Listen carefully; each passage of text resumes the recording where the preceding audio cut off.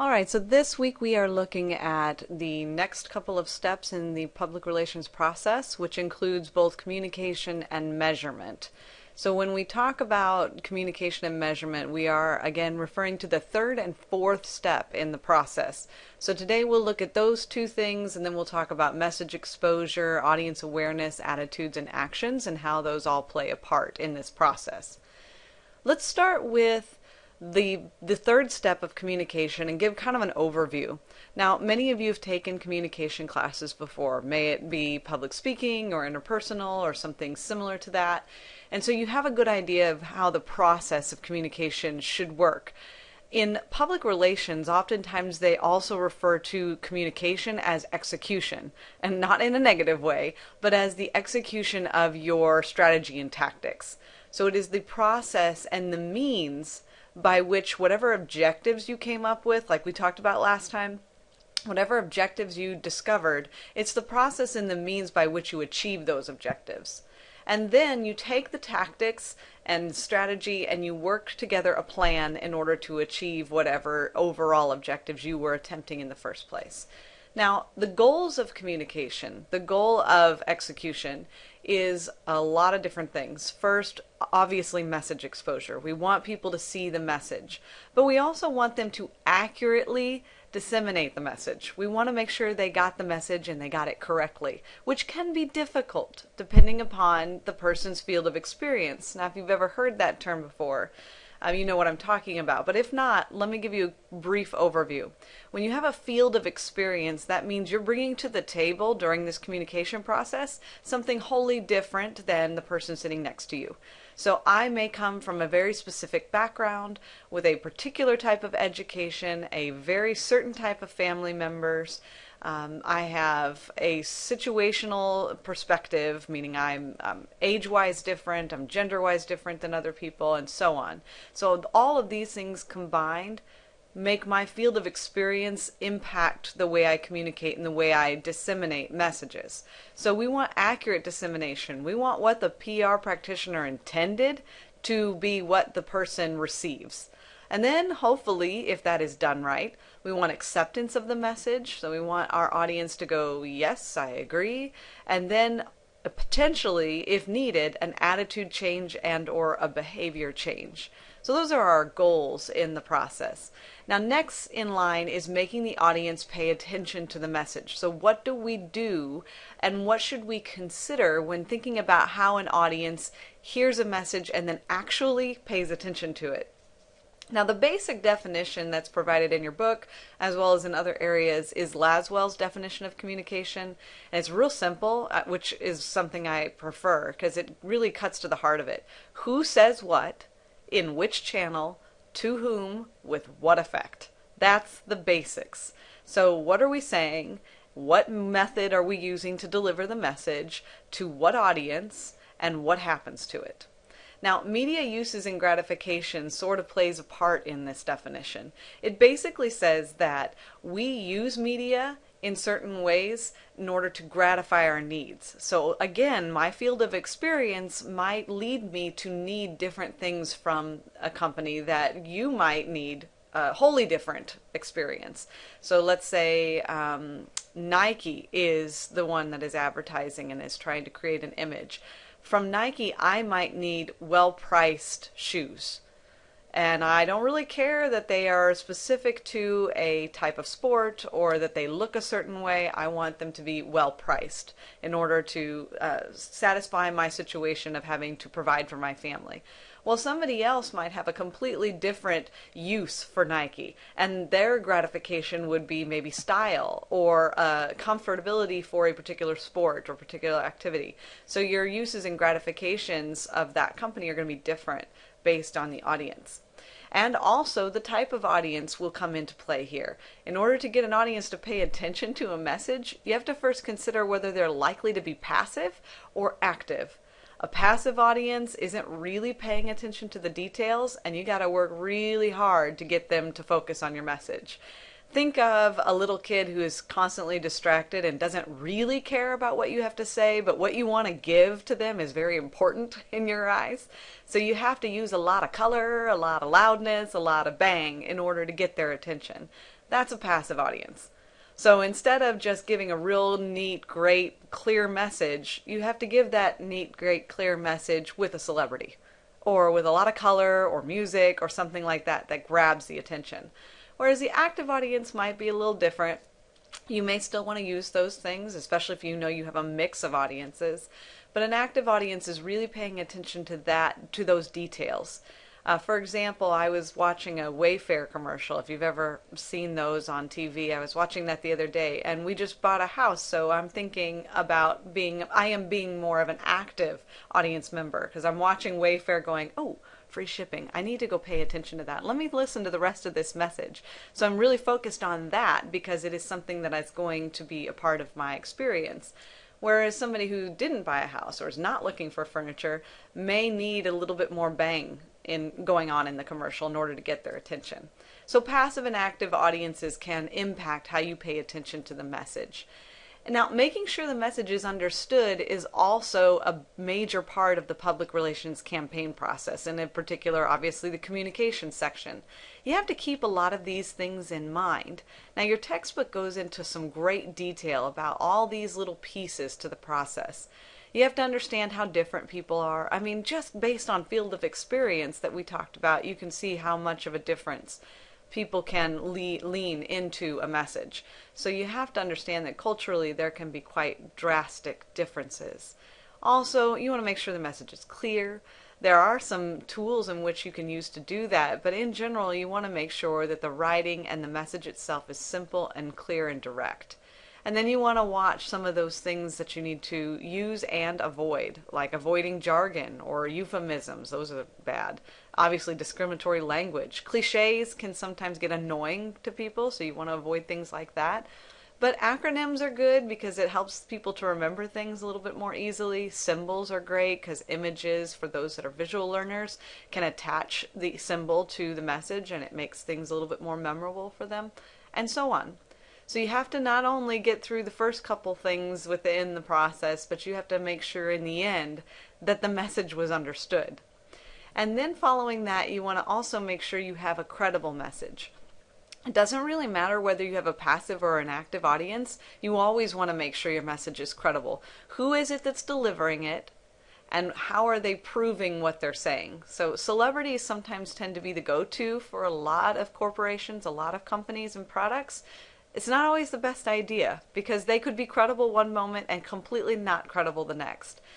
However, if you have a passive audience, there may be something to that. So you have to think about what your credibility is. What is the context of the message? And what do you have within that context that will add to the credibility and help your audience to see the validity of what you're saying? Now, in addition to that, not just credibility and understanding, but also making the message memorable. You'll notice that you see a lot of repetition in advertising or in news releases and so on. Not just in word choice. People aren't just repeating a word over and over and over again, but they are submitting the message in the same way over and over again during a certain time period. So not only are you seeing the message delivered with a lot of repetition within, where you see, say, the address or the phone number or the name of the company or the slogan repeated over and over, but you may hear that message on your drive to work, maybe during lunch break, and then again on your drive home. So you're going to hear it over and over again. And using that tactic allows that message to sink in, and if you missed it the first time because you were thinking of something else, it allows you to catch it another time around.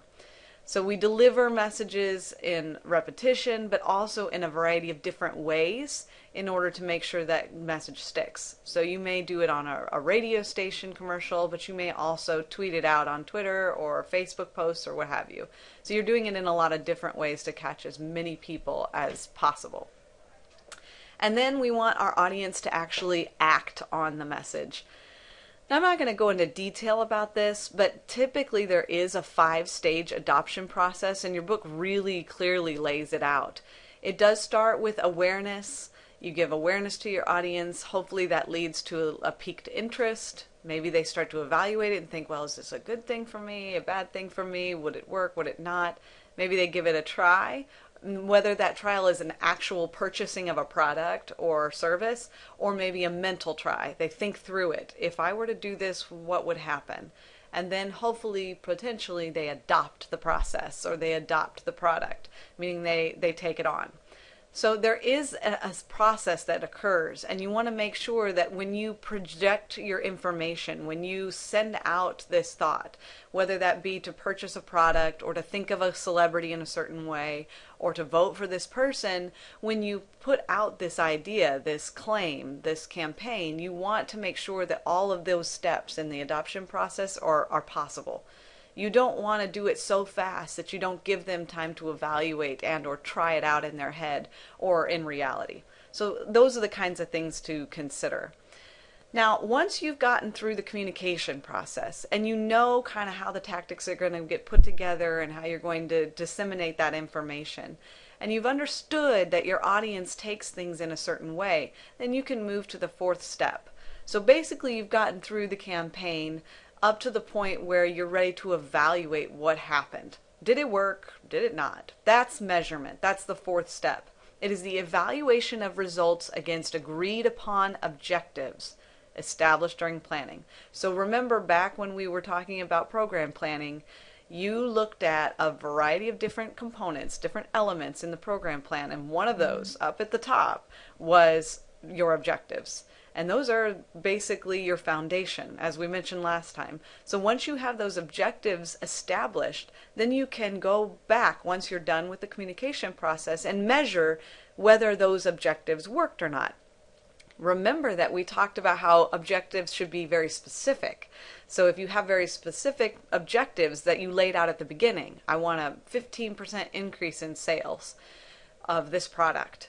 Well, then you can easily measure whether you got that amount of increase or not, and how much you fell short of it, or how much you exceeded that objective, or whether you hit it right on target. And it can improve the public relations process. Let's say you did not hit your target and you fell way short. Well, you can improve then on how you address the topic. Maybe you need some other strategy or different tactics. Those are things that you can keep in mind once you have done the measurements. Now here's a couple of basic evaluation questions that you may want to ask. Did you plan everything right? Do you think the message was understood? How could you be more effective? Did you reach your audience, and how many of your audience did you reach? All of these things are questions that you can address. If you think back to when we talked about research, we talked about thinking about a good question or a good process to start with. Evaluation questions are very similar. You want a good question that you can move forward with. What are you looking for? What do you want to know? And again, that's tied to your objectives. So your objectives are basically a prerequisite for your measurement. If you develop a clearly established set of measurable objectives, you should be able to find out good quality information. Now, when you look at evaluation and measurement, in most cases, you can break the measurement types into three major categories, and this chart kind of lays them out for you. At the bottom, you have your real basic measurement strategies, things that are pretty easy to find out. They're very quantitative, just counting numbers, trying to see percentages of increase and so on, how many hits you get on things, and we'll talk about that in a second. But it's very simple, basic measurement. But then you can move up to a little bit more of an intermediate level, which is measuring more of the awareness, and did they comprehend, and are they going to potentially possibly adopt this process, and what have you. So this is a little bit more complicated and can take a little more effort, but it gives you a little bit more meat to your measurement. And then you could go all the way up to advanced, which is just seeing if behaviors have changed at all, or attitudes or opinions. And that, again, takes a little bit more complication and isn't as generalizable, but could also offer you some great information. So let's talk about some of these real quick. If we're going to start with that basic level where we're just getting information, we're looking for some of this stuff here. We might look at how many clippings or mentions of your product were done in newspapers or on social media. And I mentioned Google Analytics a while back. That is one of those more advanced ways to find this information. So you're just counting hits, basically. How many times were you mentioned in the newspaper? How many times were you mentioned on the radio? How many hits did you get on Facebook posts? And so on. How many people are following the Twitter account? All of those things can play a part. And that is a numeric number that you can measure and see if your advertising campaign made a difference. So let's say you are campaigning for a company. There's a great example in your book about Dos Equis and their whole process of trying to gain people's attention about being brave. And so if you get a chance to read that, take a look at it. But that's a good example because they developed a particular Twitter handle for this campaign. And so they can easily measure how many people were following that Twitter handle. And based on the very short time period that they were doing this campaign, they got a lot of followers. So it's a good indication that they were hitting where they should have been hitting. So this is the kind of thing you can take a look at. And all of these are very specifically laid out in your book. So take your time to look at those if you get a chance. Now, in addition to that, you can look at things like cost per person or audience attendance to events. Now, cost per person is basically if you were to, say, want to get an ad put in the Super Bowl commercial slots. Now, those are really expensive. But how many people watch the Super Bowl? A lot of people watch the Super Bowl or the Olympics or what have you. You know there's a lot of people that are going to be present during that time period. So the cost may be high, but there's more people, so per person the cost is a little bit lower. So that's something to keep in mind as well. All of these are forms of measurement to see how much exposure you got, how much people saw your name in the headlines or in the content. Now those next sections that are a little bit more complicated, you know, the more intermediate or advanced forms of measurement, that can be more difficult.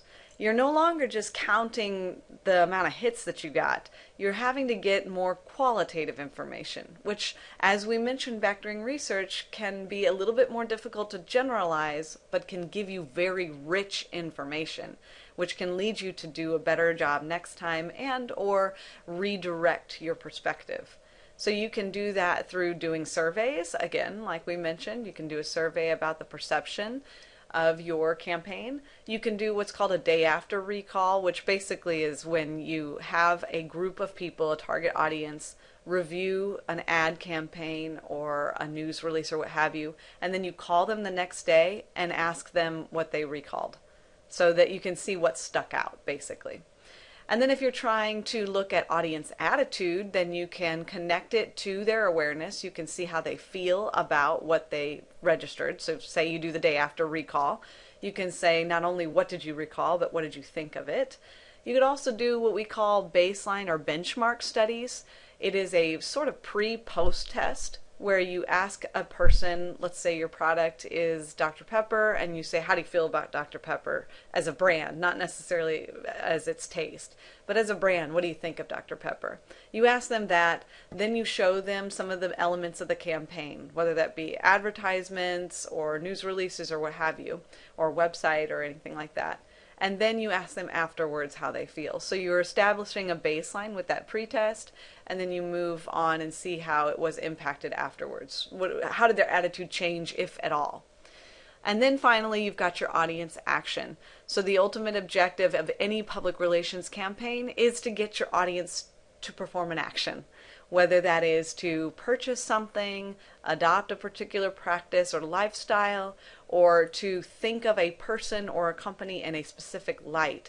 You want them to take that action. And so you can measure that in a way. It is, again, more difficult, but it can be measured. And oftentimes that's done through focus groups or one-on-one interviews. So you pull those groups together and you ask about their opinions, see what they have done, whether they've purchased these things and what they think about it. It's a whole bunch of things kind of culminating into one big group.